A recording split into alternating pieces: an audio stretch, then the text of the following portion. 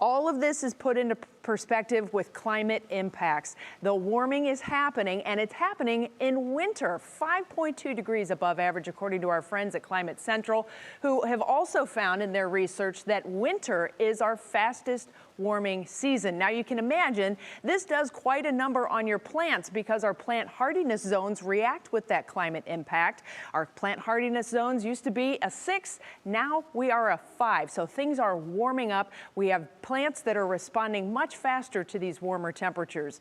Our Bri Buckley spoke with an expert earlier today, Russ, about what folks can do with their gardens.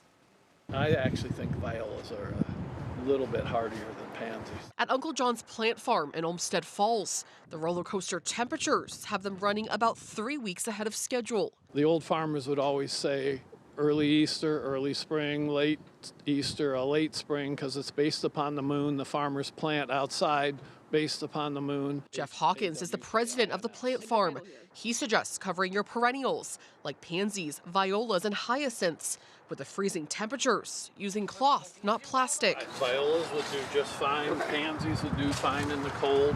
As for shrubs, cover ones that have bloomed or have buds. Don't go out and water the frost off of them. That's not a good idea. Just leave them alone. Let them naturally warm up tomorrow.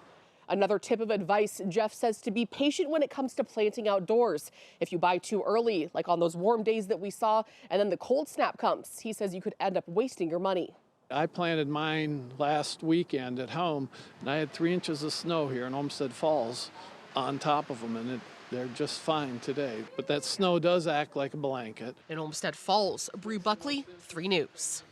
So basically, if you have plants that are starting to wake up because they have been enjoying the warmer temperatures that we have had over the winter, if they're tender spring plants, most of those kind of know what's going on. They're waking up, they're going to be okay. If it's your summer plants, your shrubs, like I have hydrangeas that are already beginning to leaf out. I'm a little bit worried about my beautiful hydrangeas getting frostbitten. I'm going to cover them, and that way, better safe than sorry. Yeah. Now you have a green thumb, certainly. The rule of thumb is you don't do this until Memorial Day. Right. Planting annuals, your vegetables, your gardens, don't do it. I'd say Mother's Day is a pretty good bet by standards, but even then we have to be ready to cover just in case we get a cold snap. All right, who knew? She knows it all. I don't know about all.